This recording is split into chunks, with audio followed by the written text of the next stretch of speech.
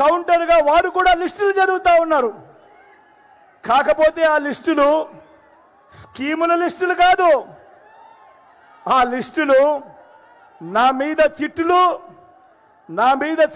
నా మీద శాపనార్థాలు, బెదిరింపులు, బూతులు, అబద్ధాల లిస్టులు.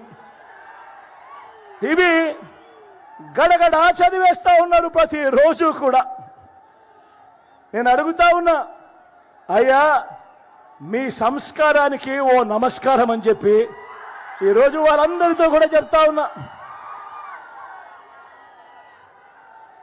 ఎందరి దారుణంగా మాట్లాడుతూ ఉన్నారో తెలుసా వీళ్ళంతా? జగన్ను మనిషినాల్లో రాక్షసుడనాల్లో అర్థం కావడం లేదట చంద్రబాబుకు.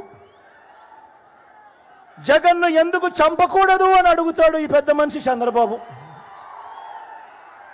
పనిలో పనిగా జగన్ను పాతేస్తాను అని చెప్పి కూడా అంటాడు ఈ పెద్ద మనిషి చంద్రబాబు. మొన్న నందుకొట్టుకూరులో అన్న మాటలు ఇవి, మొన్న బుచ్చిరెడ్డిపాలెంలో, నెల్లూరులో, కొవ్వూరులో అన్న మాటలు ఇవి. నిజంగా నేను అడుగుతా ఉన్నా, చేతగాని వాడికి కోపం ఎక్కువ అని ఒక సామెత ఉంది. బాబు, ఓ చంద్రబాబు, నువ్వు పేదలకు చేసిన మంచి ఏమిటి అంటే నీ దగ్గర నుంచి సమాధానం లేదు.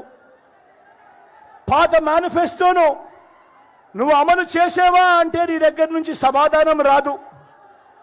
మరి నీ కొత్త మేనిఫెస్టోకు విశ్వసనీయత ఏమిటి, విలువ ఏమిటి అంటే దానికి సమాధానం రాదు.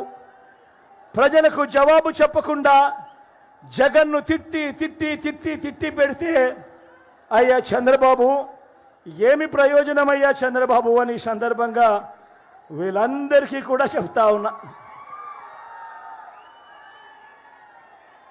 ఎవరు ఇంటింటికి మంచి చేశారు, ఎవరు అందరినీ మోసం చేశారు అన్నది, ఎవరు ఇంటింటికి మంచి చేశారు, ఎవరు అందరినీ కూడా మోసం చేశారు అన్నది, వారి చరిత్ర ఏమిటి అన్నది ప్రతి ఒక్కరికి కూడా అందరికీ కూడా తెలుసు. నేను చెప్తా ఉన్నా, నేను అడుగుతా ఉన్నా,